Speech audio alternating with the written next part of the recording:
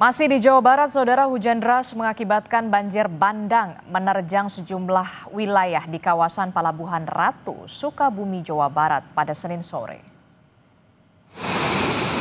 Oh ya Allah, jebol. Banjir bandang terjadi akibat air sungai Cisolok meluap setelah wilayah Sukabumi dilanda hujan deras. Dari video amatir warga, derasnya aliran air sampai membuat sebuah jembatan ini putus, saudara. Banjir bandang dilaporkan menerjang 3 kecamatan, yakni Kecamatan Palabuhan Ratu, Kecamatan Cikakak, dan juga Kecamatan Cisolok. Ratusan rumah warga terendam banjir dengan ketinggian hingga 1 meter.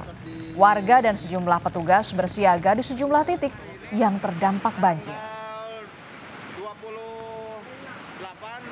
bulan Oktober